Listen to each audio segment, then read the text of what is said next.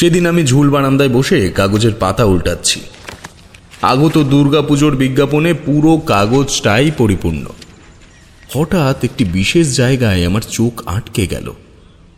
সুরবিতান সঙ্গীত স্কুলের কর্ণধার দ্বিজেন্দ্রলাল চক্রবর্তী মহাশয় তার পাড়ার পুজোর চাঁদা হিসেবে পুজোর 5 দিনের খরচ বাবদ যত টাকা প্রয়োজন তা বিনিয়োগ করবেন এবং এই 5 দিন পুজো মণ্ডপ সংলগ্ন মঞ্চে ওই স্কুলের ছাত্রছাত্রীরা বিভিন্ন সাংস্কৃতিক ক্রিয়াকলাপের মাধ্যমে শ্রোতাদের মনোরঞ্জন করার চেষ্টা করবে। খবরটা পড়ে খুব ভালো লাগলো আমার। মানুষটির নাম অনেক শুনেছি, অত্র অঞ্চলে ওনার মতো সঙ্গীতজ্ঞ মেলা ভার। এবার মানুষটির উদারতা সম্পর্কে একটা অভিজ্ঞতা হলো। বলরাম চা দিয়ে গেলে আমি কাগজটা রেখে একটু পা ছড়িয়ে বসলাম। সকাল 11টার পর এই সময়টা বাইরের দিকে তাকিয়ে থাকলে মনে হয় কোনো জ্বলন্ত অগ্নিপিণ্ডের দিকে এক দৃষ্টে তাকিয়ে আছি। উফ! আমি চায়ের কাপটা নিয়ে ঘরের ভেতরে ঢুকতে যাব, এমন সময় টেলিফোনটা বাজল। আমি দ্রুত এগোচ্ছি রিসিভারটা তোলার জন্য। শুনতে পেলাম, হ্যালো। হ্যাঁ, সে কি? কখন হলো? আপনি আপনি পৌঁছেছেন? আচ্ছা আচ্ছা, আমি এখনই আসছি। বেশ, ওকে। হ্যাঁ হ্যাঁ, দেখা হচ্ছে। বেশ বেশ বেশ বলে কৈলাস দীপ্ত হাতে রিসিভারটা রেখে দিল। বললাম, কি হয়েছে? সঙ্গীতজ্ঞ দ্বিজেন্দ্রলাল চক্রবর্তী মারা গেছেন। চল চল, বাকিটা ওখানে গিয়ে দেখছি। ব্যস্ত হয়ে শার্ট প্যান্ট গলিয়ে নিলাম ঠিকই, কিন্তু আমার কানকে তখনও বিশ্বাস করাতে পারিনি কথাটা। এই মাত্রই তো মানুষটাকে নিয়ে কাগজে পড়ছিলাম। আমিও কৈলাস দ্রুত পায়ে রাস্তায় এসে একটা ট্যাক্সি নিলাম। পণ্ডিত চক্রবর্তীর বাড়ি, চলো তাড়াতাড়ি। আমাদের বাড়ি থেকে পণ্ডিত চক্রবর্তীর বাড়ি বেশি দূরে নয়। মিনিট 20-র মধ্যেই আমরা ঘটনাস্থলে পৌঁছে গেলাম। গাড়ি থেকে নামতেই পালিতবাবু হন্তদন্ত হয়ে আমাদের দিকে এগিয়ে এলো। কৈলাস বলল,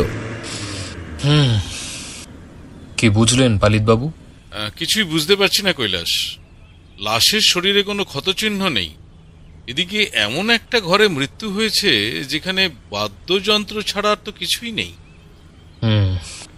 চলুন চলুন দেখি।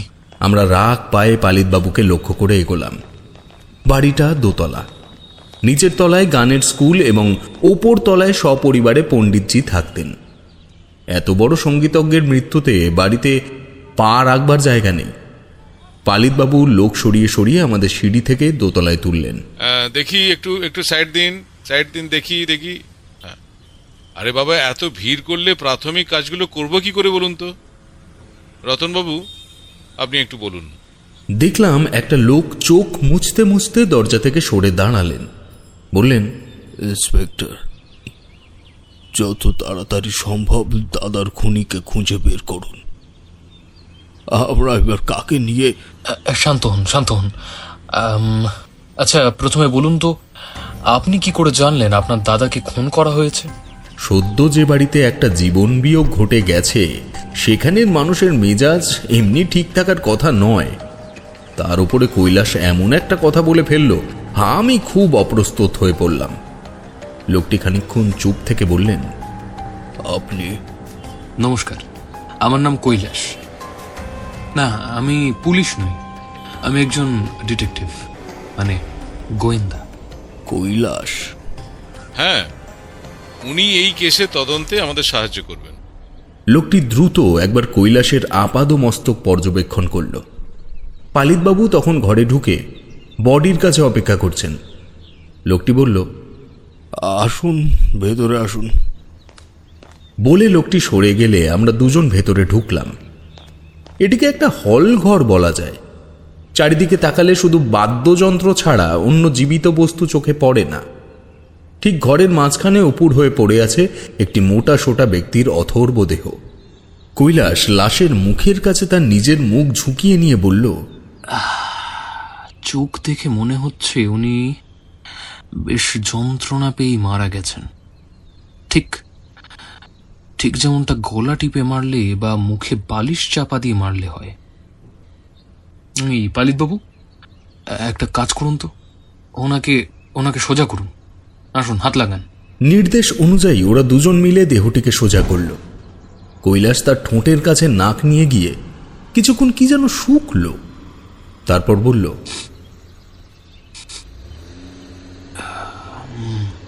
বিলিতি মদের গন্ধ। পালিতবাবু, এই মদের গ্লাসটা খুঁজে বের করতে হবে। কুইক, এই ঘর এবং দ্বিজেন্দ্রবাবুর ঘর সার্চ করুন, তাড়াতাড়ি। বাইরেই কয়েকজন কনস্টেবল দাঁড়িয়েছিল। পালিতবাবু হুকুম দিলেন, রমেন, এই তিনজনকে পণ্ডিতজির ঘরে পাঠাও, আর বাকিরা এই ঘরে চলে এসো। দেখো তো কোনো মদের গ্লাস পাও কিনা। কৈলাস উঠে চারিদিকে তন্ন তন্ন করে খুঁজল, কিন্তু গ্লাস তো দূরের কথা, একটা ছোট কাচের টুকরো পর্যন্ত পাওয়া গেল না। ঘরের প্রতিটি দেওয়ালে দেশি বিদেশি বাদ্যযন্ত্র ঝুলছে এবং মেঝের চারিদিকে রাখা আছে গোটা পাঁচে গ্র্যান্ড পিয়ানো, তানপুরা এবং বেশ কয়েকটা তবলা, কঙ্গো ইত্যাদি। ইতিমধ্যেই কনস্টেবলরাও ফিরে এসে পালিতবাবুর সামনে ঠোঁট উল্টে মাথা নাড়ল। কৈলাস বলল, পালিতবাবু, বডি ময়না তদন্তের জন্য পাঠান। আর আমায় বলুন, আপনাকে কে প্রথমেই বাড়ির থেকে ফোন করেছিল? রতনলাল চক্রবর্তী, পণ্ডিতজির একমাত্র ভাই, যার সাথে আপনার পূর্বে পরিচয় হলো। বেশ, ওনাকে দিয়ে তবে শুরু করি। চলুন, আপনিও থাকবেন। না, মানে আপনার কি মনে হয় এটা খুন? কৈলাস একটু মাথাটা ঝুঁকিয়ে বলল, বাড়ির হাওয়া যা বলছে, খুন না হলেই অবাক হব। পালিতবাবু মাথা চুলকে বললেন, রমেন, বডিটাকে পোস্টমর্টেমে নিয়ে যাবার ব্যবস্থা করো। বলে উনি ইশারায় আমাদের তাকে লক্ষ্য করতে বললেন। ঘর থেকে বেরিয়ে দেখি ভিড়টা এখন আগের থেকেও অনেকটাই বেশি। রতনলাল চক্রবর্তী সিঁড়ির মুখটায় দাঁড়িয়ে কয়েকজনের সাথে কথা বলছেন। পালিতবাবু আমাদের একটু আগে থামতে বলে তার কাছে গিয়ে বোধহয় কৈলাসের প্রস্তাবটা জানালেন। রতনবাবুর চোখ খানিকটা চ্যাপটা হলো, তারপর আমাদের দিকে একবার তাকিয়ে ঠিক তার পেছনের ঘরটায় ঢুকে পড়লেন। পণ্ডিতজি এলাকার গণ্যমান্য ব্যক্তিদের মধ্যে অন্যতম, তাই ওনার পরিবারের ব্যাপারে কিছুটা আমি ভাষা জানতাম। দ্বিজেন্দ্রলাল চক্রবর্তীর পোষ্য বেশি ছিল না। যৌবন উত্তীর্ণ হবার পরেই তিনি বিপত্নিক হয়েছিলেন। পত্নী রেখে যান একটি পুত্র, একটি কন্যাকে। তারা বড় হলে পণ্ডিতজি মেয়ের বিয়ে দিলেন। ছেলে ভুজঙ্গলাল হয়ে দাঁড়িয়েছিল একটি আস্ত অকর্মার ধাড়ি। ছোট থেকে বাবার ঈশ্বরপ্রাপ্ত শিল্পের প্রতি তার কোনোদিনই উৎসাহ ছিল না। বড় লোকের বখাটে ছেলেরা এমনই হয়। ব্যবসা বাণিজ্যের চেষ্টা করে বাপের কিছু টাকা নষ্ট করে পিতৃস্কন্ধে আরোহণ করেছিল। পণ্ডিতজি আর তাকে কাজে নিযুক্ত করবার চেষ্টা করেননি। তিনি বেশিরভাগ সময়ই তার স্কুলেই থাকতেন। বাড়ির দ্বিতলে ভুজঙ্গলাল বাস করত তার স্ত্রীকে নিয়ে। সংসার চালানোর একমাত্র পন্থাই ছিল দ্বিজেন্দ্রলাল বাবুর এই স্বনামধন্য গানের স্কুল। তবে এই রতনলাল চক্রবর্তী নামে একটি ভাই তার আছে, এ কথা আমি আগে শুনিনি। ঘরে ঢুকেই কৈলাস প্রশ্ন করল, আপনি কি খুব শীঘ্রই বাইরের থেকে এসেছেন? লোকটি চোয়াল শক্ত হল, দাঁতে দাঁত চেপে বলল, আপনি কি এখানে মৃত্যুর তদন্ত করতে এসেছেন, নাকি যারা নির্দোষ তাদেরকে জেরা করে কেসটা বন্ধ করতে চাইছেন? কৈলাস ঈষৎ হেসে বলল, রতনবাবু, আপনি যে নির্দোষ সে ব্যাপারে আপনি নিশ্চিত হলেও আমি কিন্তু নই। তাই আমার ছন্দে কাজ করতে দিন, নইলে প্রমাণ গোপন ও সরকারি কাজে বাধা দেওয়ার অপরাধে পুলিশ আপনাকে গ্রেপ্তার করতে বাধ্য হবে। রতনলাল একটু দমে গেল। হাতের ইঙ্গিতে কৈলাসকে প্রশ্ন করতে বলে চেয়ারে বসল। এমন সময় হেড কনস্টেবল রমেন ঘরে মুখ বাড়িয়ে বলল, স্যার, আমি আসছি। পালিতবাবু বললেন, হ্যাঁ, তাড়াতাড়ি বেরিয়ে পড়ো। ও, একটু শুনে যাও। বলে পালিতবাবু বাইরে চলে গেলেন। কৈলাস তার প্রথম প্রশ্ন রাখল রতনলালের সামনে। আপনি প্রথম মৃতদেহ শনাক্ত করেন? রতনলাল সংক্ষিপ্ত উত্তর দেয়, আচ্ছা, তবে আপনি বলছেন বেলা 12টার সময় আপনি প্রথম দেখলেন আপনার দাদা অথর্ব হয়ে পড়ে আছেন তালিম ঘরে। এর আগে কেউ ওনার খোঁজ করেননি কেন?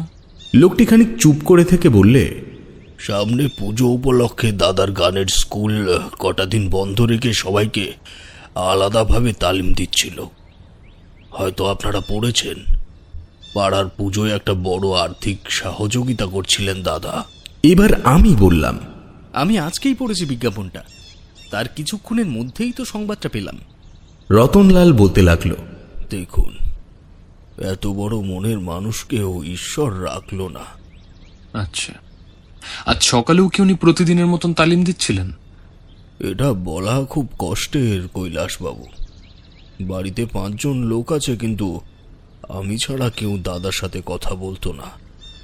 আমি বিয়ে করিনি, এদিকে দাদার সঙ্গীতের প্রতি একাগ্রতা ও মৌনতা এতটাই যে এই তালিম ঘরটাকে বাইরের কারিগর আনিয়ে একদম শব্দ নিরোধক তৈরি করিয়েছিল। তাই ভেতরে যদি অনবরত যন্ত্রের শব্দ চলতেও থাকে, বাইরে থেকে তার কিছুই টের পাওয়া যায় না। আর আমার দাদার ছেলে, মানে ভুজঙ্গর সাথে কাল রাতেও আমি দাদাকে চিৎকার করে কথা বলতে শুনেছি, কিন্তু কি বলছিল কিছু বুঝতে পারিনি। কারণ বেশিরভাগ সময়ই ওই কথোপকথন হয়তো সতর্কতা অবলম্বনের জন্যই নিচু গলায় করা হচ্ছিল। এটুকু বলে রতনলাল থামল। কৈলাস বলল, আচ্ছা, আপনার কেন মনে হলো আপনার দাদা খুন হয়েছে? রতনলাল একটু বাড়তি সতর্কতা অবলম্বন করলেন বলে মনে হলো। উঠে গিয়ে দরজাটা আটকে আবার ফিরে এসে বসলেন চেয়ারে। বললেন, ভুজঙ্গর মতলব আমার কদিন ধরে একদম ভালো লাগছিল না কৈলাসবাবু। শেষ কয়েকটা দিন ধরে দেখছিলাম ও রীতিমতো শাসাচ্ছিল দাদাকে। যেমন কদিন আগে আমি সন্ধ্যা নাগাদ বাড়ির ছাদে যাচ্ছিলাম। ভুজঙ্গর ঘরটা ওই সিঁড়ির নিচেই। শুনলাম ওর স্ত্রীর সাথে তার খুব অশান্তি হচ্ছে। আমি থমকে গেলাম, কান পেতে শুনলাম ভুজঙ্গর কথা। আরে তুমি কেন বুঝতে পারছো না? আমার অনেক টাকার দরকার, নইলে আমি ব্যবসাটা দাঁড় করাবো কি করে? আচ্ছা, তুমি তো চাইছো, কিন্তু যদি না দেয় টাকাটা, তবে তুমি কি করবে? কি করব? হ্যাঁ, কি করব দেখবে? প্রয়োজনে আমি খুন করব লোকটাকে। এমন সময় দরজা খোলার শব্দ হয় এবং আমি দ্রুত উপরে চলে যাই। ভেবেছিলাম ছেলের ন্যায্য প্রাপ্তিটুকু পাচ্ছে না বলে হয়তো রাগের মাথায় এগুলো বলছে, কিন্তু এখন তো আর সন্দেহ রইল না। রতনলালের চোখ ভিজে এলো। সে 2 হাত দিয়ে চোখ চেপে ধরে বসে রইল। কৈলাস খানিকক্ষণ চুপ। তারপর ও উঠে দাঁড়িয়ে রতনবাবুর পাশে গিয়ে দাঁড়ালো। তার পিঠে হাত রেখে বলল, রতনলাল বাবু, এতটা ভেঙে পড়বেন না।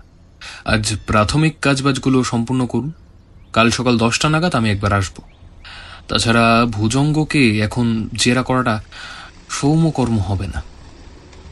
আজ বাবার মুখাগ্নি করে আসুক, কাল যা করার করব। এসো এসো আবির, চলো। এখন আর বাড়িতে সেরকম ভিড় নেই। কয়েকটি যুবক যুবতী এবং কিছু বৃদ্ধ বয়স্ক লোক ছাড়া বাকি বেশিরভাগ লোকই পাঁচিলের বাইরে দাঁড়িয়ে আছে। পণ্ডিতজিকে শেষ দেখা দেখতে যারা দূর থেকে এসেছিলেন, তাদের মধ্যে অনেকেই হয়তো দেখে বাড়ি ফিরে গেছেন। পালিতবাবুকে দেখলাম নিচে একজন যুবকের সাথে দাঁড়িয়ে হাত নেড়ে নেড়ে কী সব জিজ্ঞেস করছেন। আমাদের আসতে দেখেই উনি উত্তেজিত হয়ে বললেন, কৈলাসজি, একবার এদিকে আসুন। এ বলছে আজ সকালে ও পণ্ডিতজির কাছে ক্লাস করে গেছে, তার মানে এই খুন হয়েছে আজ সকালবেলাতেই? কৈলাসের চোখে একটা রহস্যময় হাসি খেলে গেল। ও ব্যস্ত হয়ে বলল, এই খবরটি আমার কাছে পুরনো হলেও এই ছেলেটিকে আমার একটু দরকার। আচ্ছা, আপনি এক কাজ করুন, বাড়িতে পুলিশ পাহারা লাগিয়ে দিন, যাতে কেউ কোনোভাবেই পালিয়ে যেতে না পারে।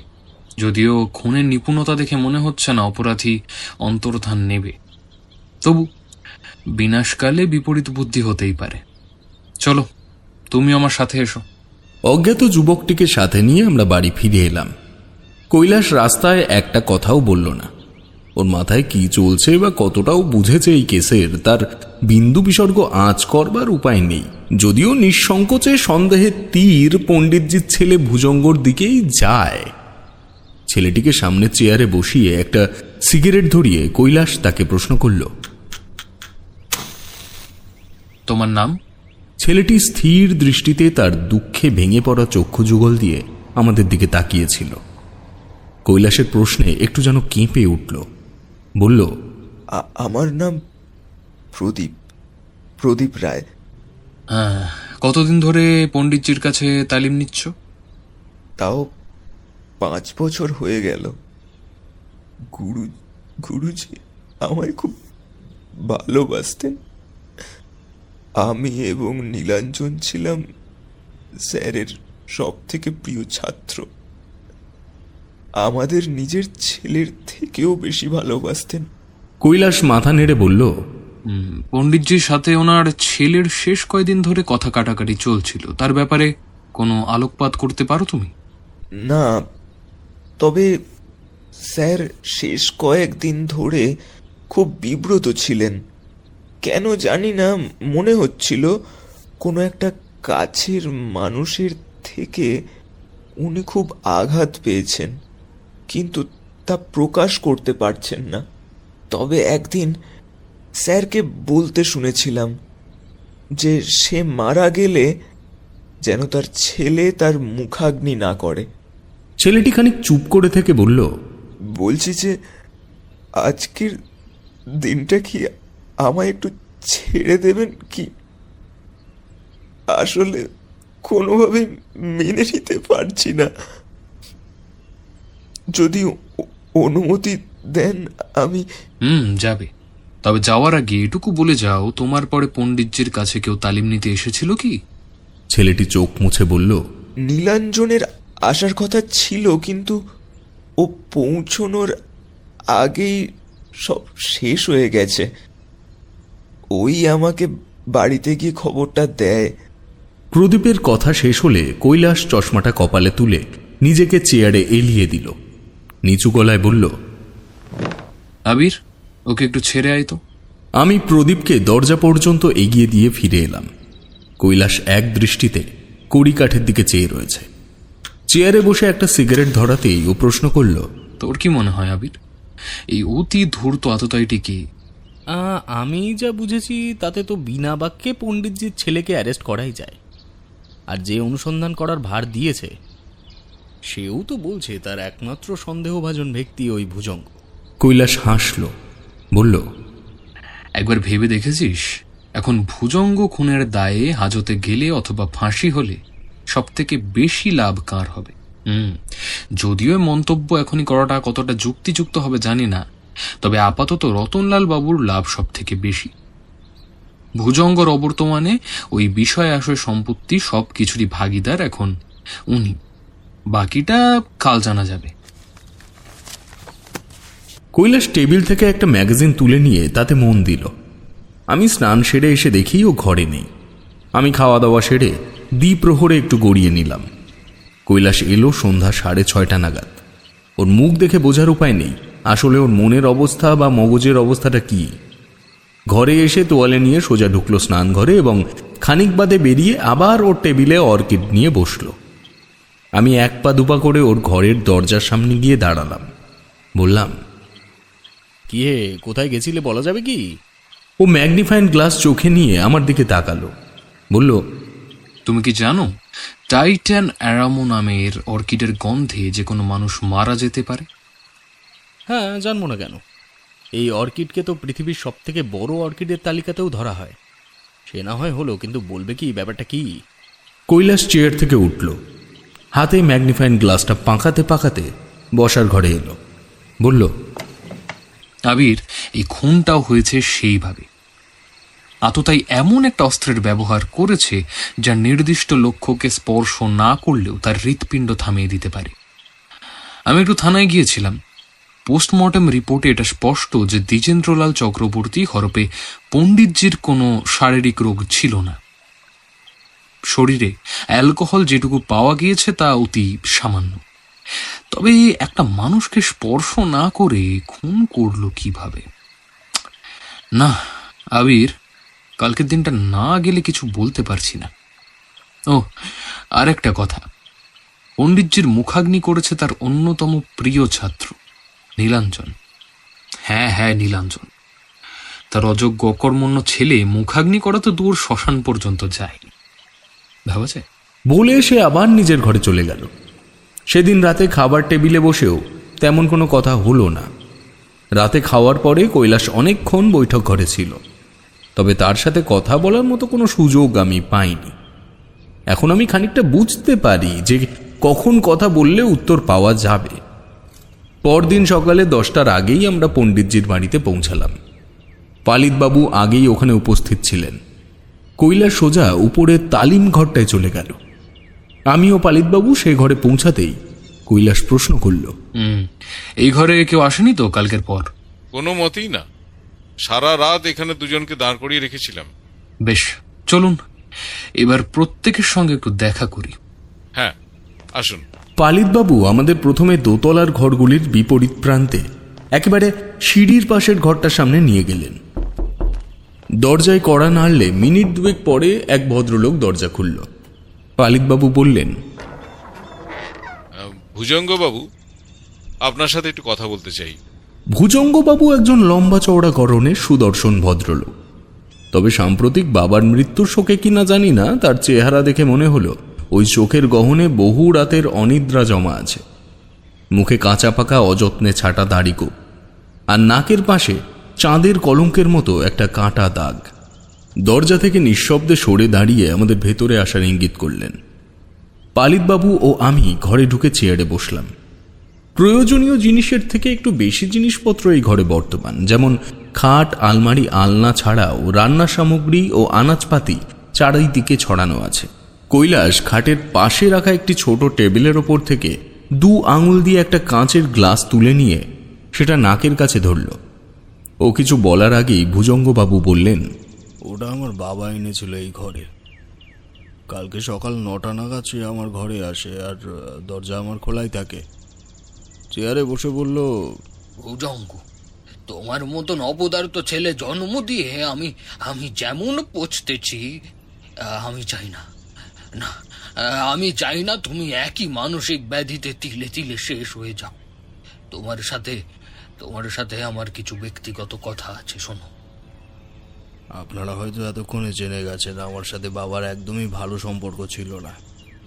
এমনকি তার ইচ্ছে অনুযায়ী আমি তার মুখাগ্নি পর্যন্ত করিনি। সেহেতু আমার সাথে তার গোপন বা ব্যক্তিগত কথার ব্যাপারটা আমায় খুব একটা উৎসুক করেনি তখন। এমনকি যে বাবাকে ছোটবেলা থেকে সম্পূর্ণ নেশা বিরোধী কঠোর মানুষ হিসেবে চিনি, তার এই রকম আকস্মিক পরিবর্তনটা আমার কাছে খুব অস্বস্তির কারণ হয়ে দাঁড়িয়েছিল। রাগ দেখিয়ে বললাম, আমার সাথে তোমার আবার কি ব্যক্তিগত কথা? আর এসব কি শুরু করেছো তুমি? আমার কথা শুনে বাবা একটু হাসলো, তারপর বলল, সময় হলে আমার সাথে দেখা করো বলে ঘর থেকে চলে গেল। সে সময় গ্লাসটা রয়ে যায় এখানে। ঠিক তার ঘন্টা 2 পরে উনি মারা যান। এবারে কৈলাস প্রশ্ন করল, আপনি কি করে জানলেন আপনার ঘরের থেকে বেরোনোর 2 ঘন্টা পরে আপনার বাবা মারা যায়? ভুজঙ্গবাবু ক্লান্ত দৃষ্টিতে কৈলাসের দিকে তাকাল। ঈষৎ হেসে বলল, কৈলাস সেন, তাই না? আপনি শখের গোয়েন্দা হতে পারেন, তবে আমি আপনার মক্কেল না। আমি চাইলে উত্তর নাই দিতে পারি।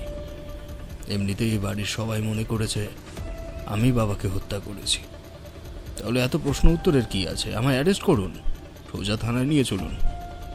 দেখুন, শান্ত হন। প্রথমত, অ্যারেস্ট করাটা আমার কাজ নয়, সে কাজ পুলিশের। আর দ্বিতীয়ত, আমি একজন গোয়েন্দা, এবং আমার সত্যান্বেষণ যদি আপনাকে হত্যাকারী হিসেবে প্রমাণ করে তবে আপনাকে বলতে হবে না। ঘাড় ধরে টানতে টানতে আপনাকে ঘরের থেকে বার করে নিয়ে যাবে। পালিতবাবু, চলুন। কৈলাস সজোরে দরজা খুলে বেরিয়ে গেল। আমরা পেছন পেছন আবার রতনলাল অর্থাৎ পণ্ডিতজির ভাইয়ের ঘরে এলাম। আজ ভদ্রলোকের মুখ অনেকটাই স্বাভাবিক এবং চাহনি স্থির। কৈলাস ঘরে ঢুকতেই একটা সিগারেট দিয়ে প্রাথমিক আড়ম্বর শুরু করলেন। বললেন, কি বলছে ভুজঙ্গ? আমার কথা মিলছে তো? কৈলাস বুকশেলফ থেকে একটা বই তুলে নিয়ে বলল, আপনার তো আড়িপাতা অভ্যাস আছে রতনবাবু। শোনেননি কি কি কথা হয়েছে? কৈলাসের এই কথায় তার চোয়াল নিমেষে শক্ত হয়ে এলো। দাঁতে দাঁত চেপে বলল, কৈলাসবাবু, বাড়িতে চিৎকার চেঁচামেচি হলে তার কারণ নির্ধারণ করাটা কি অপরাধ? না, একেবারেই অপরাধ নয়, তবে এই চিকিৎসার চেঁচামেচির কারণে আপনার কি কোনো ক্ষতি হচ্ছিল? বরং এই কারণটাই আপনার মনে ধীরে ধীরে আশার আলো দেখাচ্ছিল। আপনি কি বলতে চান কৈলাসবাবু? আরে এখন তো আপনি এই বাড়ি ও সম্পত্তির অন্যতম কর্ণধার। আপনার কথা অনুযায়ী পণ্ডিতজি তার নিজের সম্পত্তির কানা কড়িও তার ছেলেকে দিয়ে যাবে না। এই কথা কি আপনি জানতে না বলবেন? রতনলাল পকেটের থেকে রুমাল বের করে মুখ মুছে বলল, কৈলাসবাবু, সম্পত্তির জন্য নিজের দাদাকে হত্যা করব এমন নৃশংস মানসিকতা কখনো আমার আসেনি। তবে এই বিষয় নিয়ে কথা হয়নি তা না। দাদা একবার লিখেছিলেন সে তার জমি জমার অধিকাংশ তারই কোনো এক প্রিয় ছাত্র বা ছাত্রীকে দিয়ে যাবেন, এবং এই কথাটা সে শুধু আমাকে নয়, নন্দদুলালকেও বলেছিল। কি বললেন? নন্দদুলাল? নন্দদুলালটাকে? নন্দদুলাল হলো এই বাড়ির সব থেকে পুরনো এবং দাদার প্রিয় ভৃত্য। ও তো 4 দিন বাড়িতেই ছিল না। কাল রাতে ওর দেশের বাড়িতে ট্র্যাঙ্ক কল করে খবর দিয়েছি। দেখুন, একটু বাদেই মনে হয় ঢুকে পড়বে। তবে কৈলাসবাবু, দাদাকে আমি ভগবানের মতো ভক্তি করতাম, তার সাথে উঁচু গলায় কখনো কথা বলিনি। তবে আপনি বলুন, তাকে খুন করার কথা কিভাবে আমার মাথায় আসে? না আসাটাই আপনার জন্য মঙ্গলজনক। আপনার মাদক সেবন পাত্রটা একবার একটু দেবেন? রতনলাল উঠে গিয়ে তার খাটের পাশে রাখা টেবিলের ওপর থেকে সামান্য সুরা সমেত গ্লাসটা তুলে দিল কৈলাসের হাতে। কৈলাস পালিতবাবুকে বলল, পালিতবাবু, এই গ্লাসটা আর ভুজঙ্গবাবুর ঘরের গ্লাসটা ফরেন্সিকে পাঠান। দুটোতেই একই মাদক ছিল কিনা এবং উল্লেখিত ব্যক্তি দুজনই গ্লাস দুটোকে শেষবারের জন্য ব্যবহার করেছিল কিনা তার সম্পূর্ণ তথ্য আমার চাই। বুঝেছেন না গো? ওর নির্দেশে পালিতবাবু রুমাল দিয়ে ওই গ্লাসটি নিয়ে অন্যটি আনতে চলে গেল। রতনলাল সন্দিগ্ধ দৃষ্টিতে কৈলাসের দিকে চেয়ে রয়েছে। কৈলাস একটা ডায়েরির পাতা উল্টাতে উল্টাতে চেয়ারে এসে বসল। লক্ষ্য করলাম সেই ডায়েরিতে সর্বত্র সুরের নোটেশন আঁকা রয়েছে। কৈলাস প্রশ্ন করল, রতনবাবু, আপনি ব্যাঙ্গালোর থেকে আসার আগে এই ঘরে কে থাকতো? রতনলাল একটু ভেবে উত্তর দিল, দাদা শেষ চিঠিতে লিখেছিল ওপরের একটা ঘরে তার এক অত্যন্ত কাছের ছাত্র নীলাঞ্জন রায় থাকে। আমি এলে সে ওকে বলে দেবে কয়েকদিনের জন্য বাড়ি চলে যেতে। ছেলেটা গরিব বলে দাদার ওর উপরে খুব মায়া। তবে কৈলাসবাবু, ছেলেটা সত্যি খুব ভালো। ওই তো দাদার মুখাগ্নি করল। স্ত্রী না থাকলে তার জন্য কাঁদার লোক থাকে না কৈলাসবাবু, কিন্তু এই নীলাঞ্জন কাল উন্মাদের মতো কান্না করেছে দাদার জন্য। যাওয়ার আগে ওর সাথে একবার দেখা করে যাবেন কৈলাসবাবু। বড্ড ভেঙে পড়েছে ছেলেটা। কৈলাস হাতে ডায়েরির পাতাটা উল্টাতে উল্টাতে পুরো কথাটা শুনল। লক্ষ্য করলাম ডায়েরির একটা বিশেষ পাতায় আঙুল রেখে ও ডায়েরিটা মুড়ে নিল। বলল, দেখা তো আমার সবার সাথেই করতে হবে রতনবাবু, তবে ভুজঙ্গবাবুর স্ত্রীকে দেখলাম না। সে কি বাড়িতে নেই? না না, বাড়িতে আছে। আসলে একটা পরের ছেলে কাঁচা নিয়েছে, বোঝেনি তো। আমি আরতিকে বললাম নীলাঞ্জনের উপরে একটু দেখাশোনা করতে। ওই কখন কি লাগে টাগে সে ব্যাপারে। আচ্ছা, ধন্যবাদ। এখন তাহলে উঠি। নমস্কার আদান প্রদান করে আমরা সেই ঘর থেকে বেরিয়ে এলাম। দেখলাম পালিতবাবু রতনলাল ও ভুজঙ্গবাবুর ঘরের মাঝখানের ঘরটিতে ঢুকলেন। বুঝলাম ওইটি পণ্ডিতজির ঘর, যে ঘরে এখন তার ছাত্র নীলাঞ্জন রয়েছে। ঘরের সামনে এসে দেখি পালিতবাবু সেই ঘর থেকেও একটা গ্লাস বের করেছেন। মুখে একটা গাম্ভীর্য নিয়ে কৈলাসের দিকে হ্যাঁ বাচক মাথা নেড়ে বেরিয়ে গেলেন। এই ঘরটাকে বলা যেতে পারে তালিম ঘরের একটি ক্ষুদ্র সংস্করণ। ইতি উতি বাদ্যযন্ত্র ও সঙ্গীতজ্ঞের সম্মাননা পদক ঝোলানো। ঘরের মাঝখানে একটা ছোট খাট এবং আসবাব বলতে দুটো বড় বড় দেরাজ রয়েছে। নীলাঞ্জন নিতান্তই যুবক, বয়স খুব বেশি হলে বছর 25 হবে। কিন্তু খাটের পাশে যে মেয়েটি আধ ঘুমটায় দাঁড়িয়ে আছে সেই যে ভুজঙ্গের স্ত্রী, এটা মেনে নিতে যথেষ্ট দ্বিধাবোধ হয়। এর বয়সও 30-এর ঊর্ধ্বে নয়, তা অনুমান করা খুব শক্ত কাজ নয়। কৈলাস প্রথম প্রশ্নটা করল, ভুজঙ্গর স্ত্রীকে। আচ্ছা, আপনার শ্বশুর মশাই যে হঠাৎ নিজের সঙ্গীত চর্চার ঘরে মারা গেলেন, এ বিষয়ে আপনার স্বামীর দিকে সবাই আঙুল তুলছে। আপনিও কি এই ব্যাপারে সহমত যে আপনার স্বামী তাকে খুন করেছে? মেয়েটি মুখ তুলে কৈলাসের দিকে চাইল। চোখে মুখে একটা চিন্তার ছাপ স্পষ্ট, তবে ভুজঙ্গবাবু হিসেবে এই মেয়েটি কিন্তু তার সমসাময়িক নয়। গায়ের রং কালো, মুখশ্রীতে মাত্রাতিরিক্ত প্রসাধনী দ্রব্যের ব্যবহারে একটা লালচে আস্তরণের সৃষ্টি হয়েছে। কৈলাসের কথায় মেয়েটি ফুঁফিয়ে কেঁদে উঠল, বলল, দেখুন, আমি ওকে অনেক বলেছি মাথা ঠান্ডা রাখতে, সব সময় আমার সাথে খারাপ ব্যবহার করছে। এমনকি এটাও বলেছি যে তুমি শান্ত হও, আমি বাবার সাথে কথা বলবো। কিন্তু আমার কোনো কথা শুনেনি। বাকি কি হচ্ছে না হচ্ছে আমি বলতে পারবো না। দেখুন, ঘাবড়াবেন না। আপনার যা মনে হয় সেটা পরিষ্কার করে আমার কাছে খুলে বলুন। সেটাই আপনার এবং সবার পক্ষে ভালো হবে। কৈলাস তখন একটা খোমক হাতে নিয়ে তা ঘুরিয়ে ফিরিয়ে দেখছে। অন্য হাতে সেই রতনলালের ঘর থেকে নিয়ে আসা ডায়েরিটা, এবং আগের মতোই একটা আঙুল ওই বিশেষ জায়গায় রাখা। খোমকটি রেখে এবার ডায়েরিটি দু হাতে মেলে ধরল কৈলাস, বলল, এই ডায়েরিটা আশা করি তোমার? নীলাঞ্জনের উদ্দেশ্যে করল প্রশ্নটি। ও নিচু গলায় বলল, আপনাকে একটা অনুরোধ করতে পারি? আজকের দিনটা আমায় প্লিজ ছেড়ে দিন। আমার মনের অবস্থা একেবারেই ভালো নয়। আর হ্যাঁ, পণ্ডিতজির দাদা আসার পরে ওই ঘরে আমি আর ঢুকিনি। সেই কারণেই এই 5 দিন ওই ডায়েরিতে কিছু নোট করা হয়নি। তবে ডায়েরিটা ওখানেই রেখে দিন। এটাই পণ্ডিতজির দেওয়া প্রথম উপহার। রেখে দেব, তবে কাল, আজ নয়। এটা আজ রাতটা আমার কাছেই থাকুক। বেশ, তবে আজ থেকে 7 দিন আগের তারিখ পর্যন্ত এই ডায়েরিতে প্রতিদিনের ক্লাসের বর্ণনা ও বিষয় নোট করা আছে।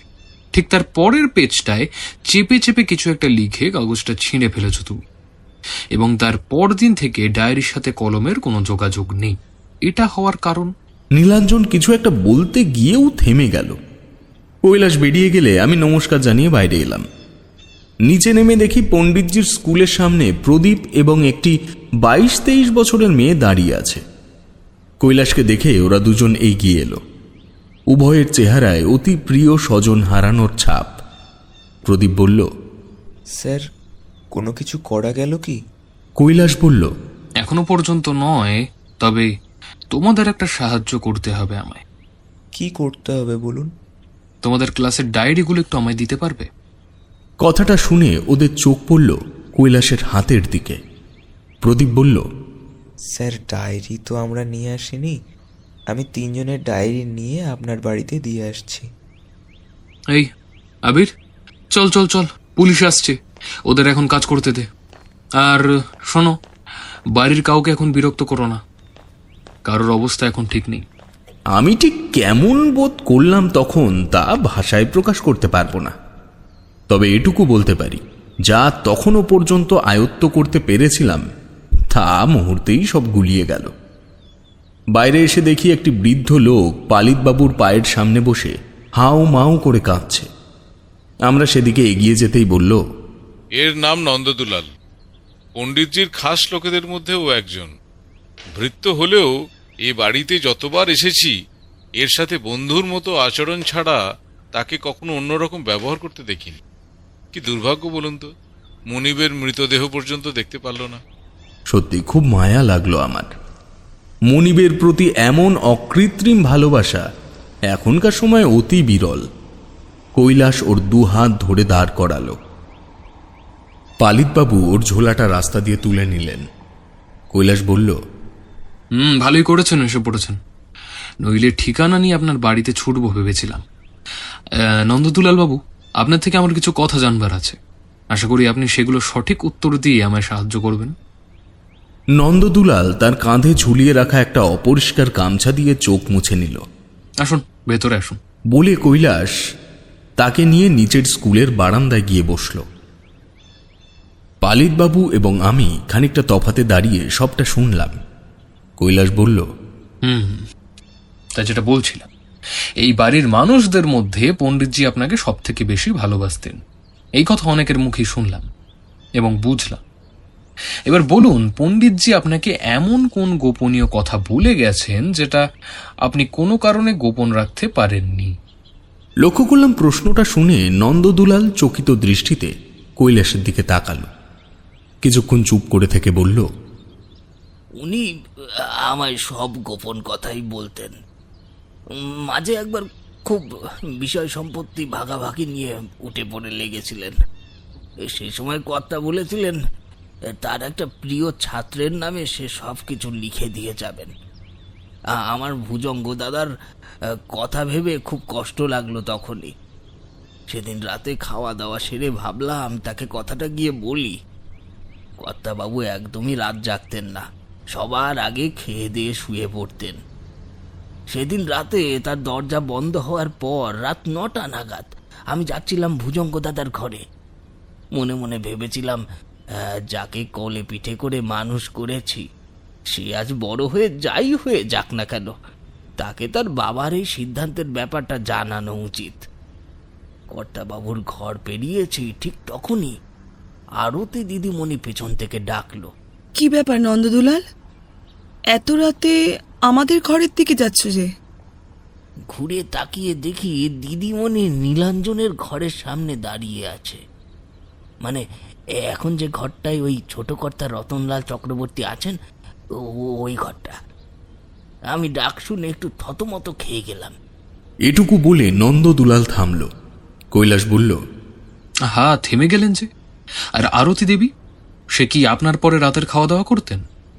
আসলে দিদিমণির গান শেখার খুব শখ। কর্তাবাবুকে কয়েকবার বলেছিল, কিন্তু উনি কোনো জবাব দেয়নি কখনো। তাই ওই খাওয়া দাওয়ার পরে নীলাঞ্জনের কাছে একটু বুঝতে যেত।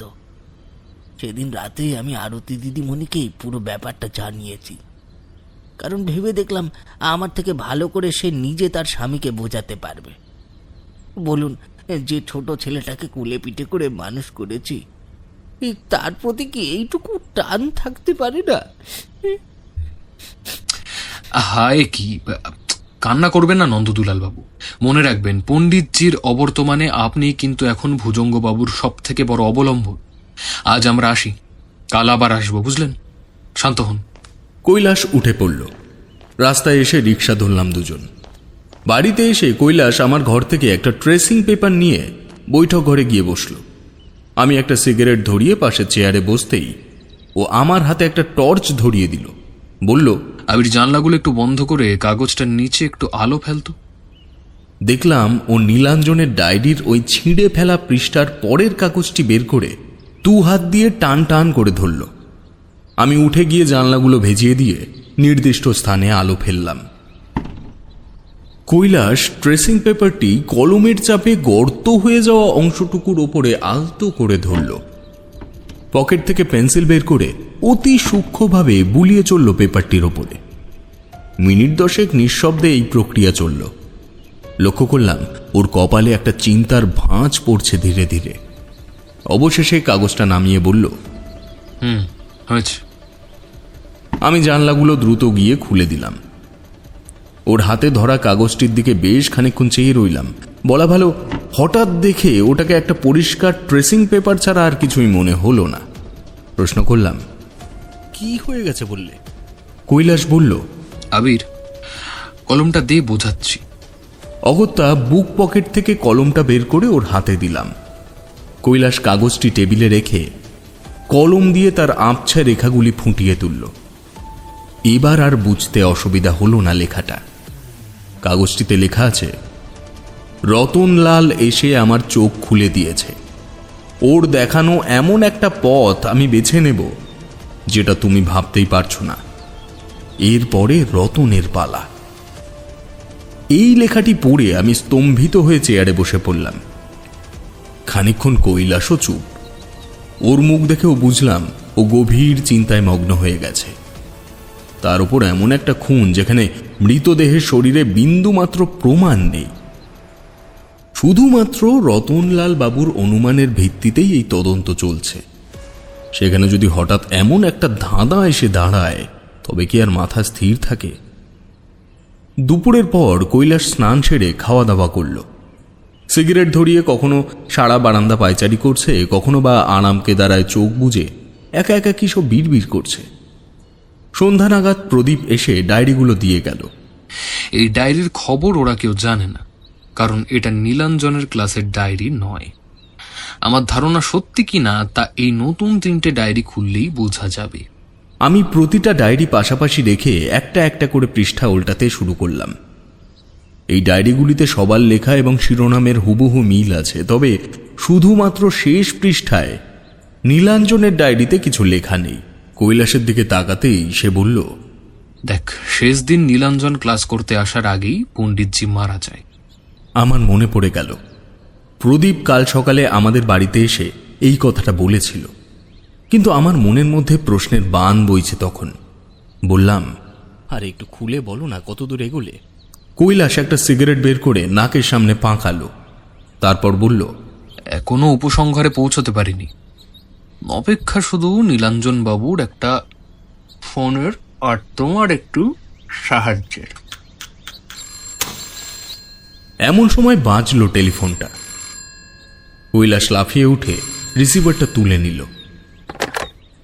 হ্যালো, হ্যাঁ কৈলাসবাবু, ফরেন্সিক রিপোর্ট বলছে রতনলালের ঘর ছাড়া বাকি দুটোর ঘরের গ্লাসেই পণ্ডিতজির আঙুলের ছাপ রয়েছে এবং 3টে গ্লাসেই একই মাদক ঢালা হয়েছিল। আপনি কত দূরে এগোলেন? এই চলছে, কাল সকালে 10টায় চলে আসুন। বলে কৈলাস টেলিফোনটা নামিয়ে দিল।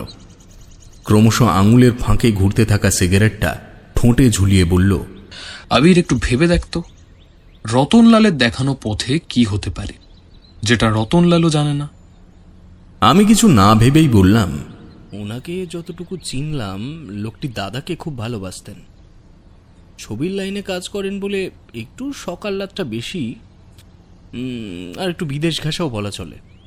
এ কারণেই হয়তো ফেরার সময় ওয়াইন ওয়াইন আবির, ওয়াইন। এই একটু বস, ওয়াইন। হ্যাঁ, বলে সে বুকশেলফ থেকে ব্যস্ত হয়ে কয়েকটা বই টেনে বের করে নিজের ঘরে চলে গেল।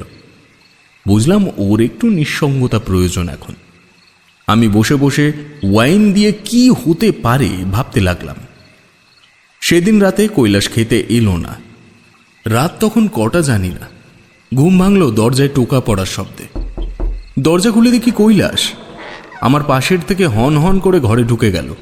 বলল, আমার সিগারেটটা শেষ হয়ে গেছে আবির, তাই তোকে একটু বিব্রত করলাম। দে তো একটা সিগারেট দে। আসি। হ্যাঁ, বললাম, আরে মানেটা কি? আরে কি হলো, কিছু বলে তো যাও। কাল সকালে ঘটনাস্থলে গিয়ে সব জানতে পারবি। শুধু এটুকু বলতে পারি যে সমস্ত জিনিস দিয়ে স্পর্শ না করলেও হত্যা করা যায়। তার ব্যাপারে আমাদের একটু পড়াশোনাটা বাড়িয়ে দেওয়া দরকার। কিন্তু এর সাথে ওয়াইনের সম্পর্ক? শুভরাত্রি। দূর। এই তুমি কৌটোটা নিয়ে যাও, আর দরজা খুলতে পারবো না কিন্তু। বাকি রাতটুকু আর তেমন ঘুম হলো না। মনের মধ্যে প্রশ্নের ঝড় আর তার সাথে রহস্যের উত্তাপে ভোর পর্যন্ত এপাশ ওপাশ করলাম। সকাল 10টার মধ্যে তৈরি হয়ে আমরা দুজনেই পৌঁছালাম সঙ্গীতজ্ঞ দ্বিজেন্দ্রলাল চক্রবর্তীর বাড়ি। পালিতবাবু আগেই উপস্থিত ছিলেন।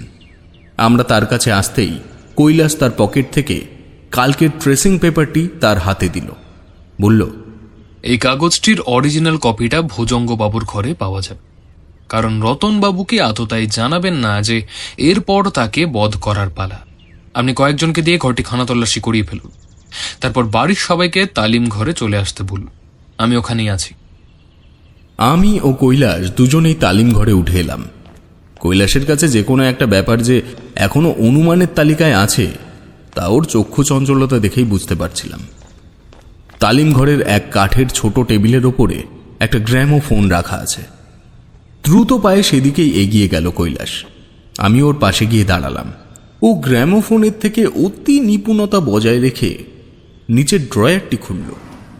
ওপরেই যে সিডির খামটি রয়েছে সেটা দেখে ওর ঠোঁটের কোণায় একটা মৃদু হাসি খেলে গেল। এই হাসিটি আমার খুব চেনা। ও যখন কোনো জটিল সমস্যার সমাধান করে ফেলে তখন ওর মুখের এই অভিব্যক্তিটা আমি দেখতে পেয়েছি। আমি একটু ঝুঁকে পড়ে খামটি দেখলাম। তাতে লেখা আছে ক্লাস হারমোনিকা শেষ খণ্ড। ওকে প্রশ্নটা করতে যাব এমন সময় পালিত বাবুর গলা পেলাম। কৈলাসবাবু, এই যে কাগজটা পেয়েছি, তার সাথে এটাও ছিল। বলে পালিতবাবু দুটো কাগজ কৈলাসের দিকে এগিয়ে দিল। একটি কাগজের লেখার সাথে আমরা সবাই পরিচিত, কিন্তু অন্য কাগজটিতে লেখা রয়েছে আরও একটি সান্ত্বনা বার্তা। তবে লেখাগুলি যে এই মানুষেরই এই ব্যাপারে দেখলেই নিশ্চিত হওয়া যায়, এবং এক্ষেত্রেও অত্যন্ত হিংস্রতার সাথে কাগজটিতে চেপে চেপে লেখা রয়েছে, তোমার স্বামীকে কিছু জানানোর আগেই ওকে শেষ করে দেব। তুমি শুধু উপযুক্ত সময়ে আমায় খবর দিও। কৈলাস কাগজ দুটো একসাথে ভাঁজ করে পকেটে রাখল। পালিতবাবুর নির্দেশ অনুযায়ী হেড কনস্টেবল রমেন সবাইকে নিয়ে এসে তালিম ঘরে জড়ো করল। কৈলাস ভুজঙ্গবাবুর কাছে গিয়ে বলল, আপনার ঘরটা তল্লাশি করলাম, তার একটা বিশেষ কারণ আছে, বুঝলেন? দেখুন, বাড়ির প্রত্যেকেই আপনাকে হত্যাকারী হিসেবে প্রমাণ করতে চাইছে, একথা ঠিক, কিন্তু আমি হত্যাকারীকে এই স্বীকৃতিটা দিতে অভ্যস্ত। কিছু মনে করবেন না রতনবাবু। আপনার ভাইপো বদমেজাজি হতে পারে, কিন্তু একটা খুন করার মতন ক্ষমতা বা সাহস তার মধ্যে নেই। তা আমি প্রথম দিনই বুঝেছিলাম। রতনলাল কাপা গলায় বলল, তাহলে কে করেছে? আপনি, পরোক্ষভাবে আপনি করেছেন খুনটা। আমি? হ্যাঁ, আপনি। এই নিন, পড়ুন। বলে কৈলাস পকেট থেকে দুটো কাগজ বের করে একটি আবার পকেটে ঢুকিয়ে রাখল।